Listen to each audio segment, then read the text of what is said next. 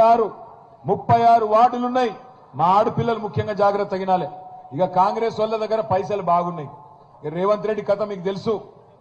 Full డబ్బులు సంపాదిస్తున్నాడు 2 ఏళ్లకెళ్ళి. మనం గట్టిగా అడిగినాం అనుకో రేవంత్ రెడ్డిని, ఏమయ్యా రేవంత్ రెడ్డి రైతు బంధు అంటివి కదా, 15,000 అంటివి కదా, ఎప్పుడు ఇస్తావు అంటే నీ లాగులో తొండలు ఇడిచి పెడతా అంటాడు. అరే మహిళలకు 2,500 ఇస్తా అంటివి కదా, ఎప్పుడు ఇస్తావురా బాయ్, మరి 100 రోజుల్లో ఇస్తా అంటివి కదా, ఎప్పుడు ఇస్తావు అంటే నీ గుడ్లు వీకి గోటీలు ఆడతా అంటాడు.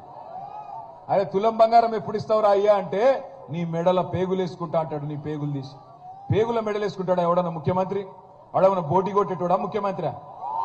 నాకు అందుకే అంటున్నా, ఆయన పేరు కూడా అనుముల రేవంత్ రెడ్డి కాదు, లాగుల తొండల రెడ్డి. లేకపోతే ఇంతమందిని చూసినాం ముఖ్యమంత్రులం మనము. ఎన్టీ రామారావు గారిని చూసినాం, చంద్రబాబు నాయుడు గారిని చూసినాం, రాజశేఖర్ రెడ్డి గారిని చూసినాం, రోషయ్య గారిని చూసినాం, అట్లాగే కిరణ్ కుమార్ రెడ్డి గారిని, తర్వాత కేసీఆర్ గారిని చూసినాం. ఏమన్నా ముఖ్యమంత్రి అంటే ఏదైనా పట్టణానికి వస్తే 4 మంచి మాటలు చెప్తారు, మంచి పెద్ద మనిషి తరాలు మాట్లాడతారు. కానీ రేవంత్ రెడ్డి ఎట్లున్నాడు? తెల్లారు లేస్తే కేసీఆర్ గారిని బూతులు తిట్టాలి, మరి సాయంత్రం లోపల ఒక 1000 కోట్లు దోసుకోవాలి, ఇంట్లో వండుకోవాలి. గంతే తప్ప ఏం చేసినావు ఈ 2 ఏళ్లు? ఈ మాట అడిగితే ఆయన